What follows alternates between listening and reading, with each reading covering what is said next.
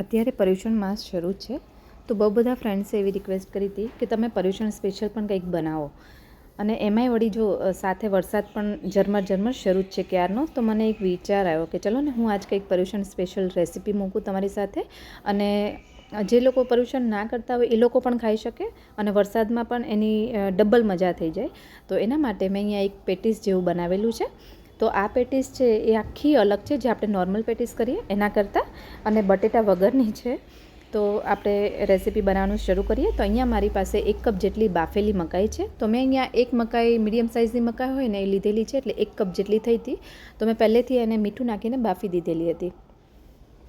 હવે આપણે એને મિક્સર જારમાં લઈ લઈએ અને એને એકદમ ક્રશ કરી લઈએ. અહીંયા તમે થોડી અધકચરી પણ રાખો ને તો પણ ચાલે, પણ મેં આ રીતનું એની પેસ્ટ કહેવાય ને એવી બનાવી દીધેલી. હવે આપણે એને કાઢી લઈએ. અને આમાં થોડા અલગ મસાલા છે. તો એ મસાલા એકદમ સિમ્પલ જ છે, જે બધાના ઘરમાં અવેલેબલ જ છે. એ જ વસ્તુ મેં બનાવેલી છે. તો તમારી પાસે જો એક મકાઈ હોય ને તો એ તમે બહુ બધી પેટીસ આપી બનાવી શકો છો. અને એની સાથે હું અહીંયા કેપ્સિકમ નાખું છું. કેપ્સિકમથી આનો ટેસ્ટ વધારે સારો આવતો હોય છે. તો એકદમ ઝીણું સુધારી અને કેપ્સિકમ અંદર એડ કરીશ. તમે અહીંયા કેપ્સિકમ સ્કીપ કરવા માગતા હોય તો કરી શકો છો, પણ નાખશો તો ટેસ્ટ બહુ જ સરસ આવતો હોય છે એમાં. તો એકદમ ઝીણું સુધારીને આપણે એડ કરવાનું છે અંદર. તો અહીંયા મેં અડધું કેપ્સિકમ જેટલું લીધેલું છે. તો આ રીતના ઝીણા એને પીસ કરી દીધેલા છે અને એને પણ આના અંદર એડ કરીએ. હવે આપણે આના અંદર પનીર નાખવાનું છે. અહીંયા મેં હોમમેડ પનીરનો યુઝ કર્યો છે. તમે કોઈ પણ પનીર બજારમાંથી મળે એ એડ કરી શકો છો. અને જે લોકો ચીઝ ખાતા હોય એ લોકો આમાં ચીઝ પણ એડ કરી શકે છે. અને જે લોકો ડુંગળી ખાતા હોય એ ઝીણી સુધારીને આમાં ડુંગળી પણ નાખી શકે છે. પણ અત્યારે મેં અહીંયા પર્યુષણ સ્પેશિયલ બનાવેલી છે, એટલા માટે મેં એમાં કંઈ જ વસ્તુ એડ નથી કરી. કોથમીર પણ નહીં, આદુ મરચાં પણ નહીં. એટલે જેને આદુ મરચાં નાખવા હોય એ નાખી શકે છે. હવે અહીંયા મેં ટેસ્ટ પ્રમાણે મીઠું એડ કર્યું. મેં બાફવામાં પણ નાખ્યું હતું, એટલે એ પ્રમાણે એડ કરવું. અને સાથે અહીંયા હું આદુ મરચાંની જગ્યાએ અહીંયા ચીલી ફ્લેક્સનો યુઝ કરું છું. તમે બેય કરી શકો.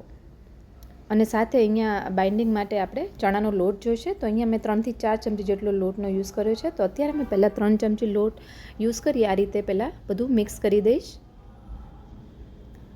અને જે રીતે મેં કીધું એમાં અહીંયા મેં પર્યુષણ માટે બનાવી છે, એટલે કોથમીર કે આદુ મરચાં કંઈ યુઝ નથી કર્યું. તમે લોકોને મતલબ કરવા માગતા હોય તો તમે કરી શકો છો.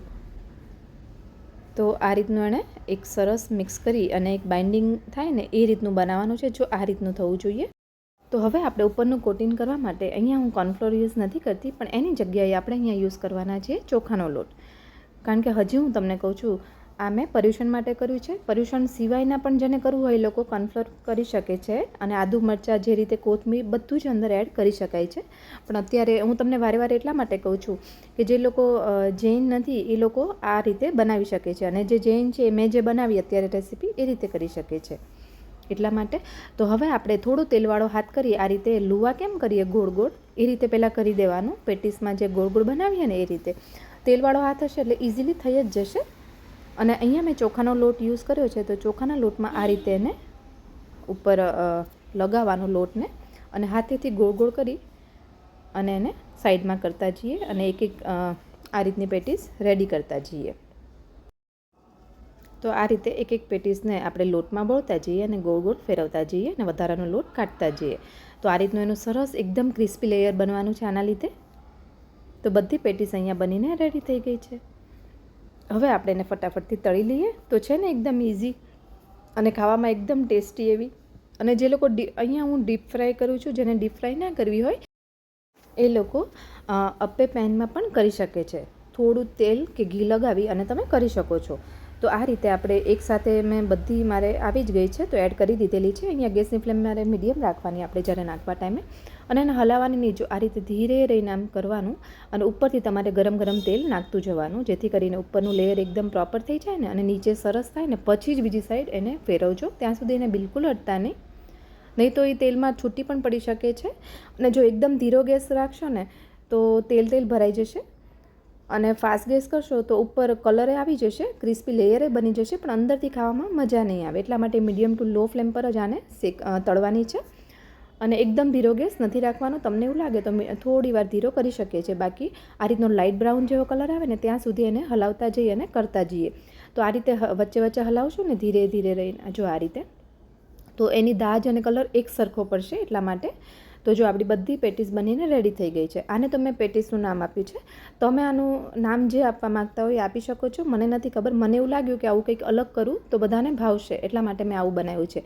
અને ખાસ અત્યારે વરસાદની સિઝનમાં ભજીયા ગોટા એ તો બધા બનાવતા જ હોય, મકાઈના ભજીયા ને ગમે તે, પણ આ રીતનું કંઈક અલગ કરશો ને તો બધાને ખાવાની બહુ મજા આવશે. તો એકવાર આ રેસીપી જરૂરથી ટ્રાય કરજો. અને હા, આમાં જો જૈન લોકો જે મારા ફોલોઅર્સ છે અને આમાં કંઈ પણ મિસ્ટેક થઈ હોય એના માટે સોરી. અને તમે તમારે અકોર્ડિંગ જે વસ્તુ એડ કરતા હોય અને ના ખાતા હોય એ પ્રમાણે એડ કરી શકો છો.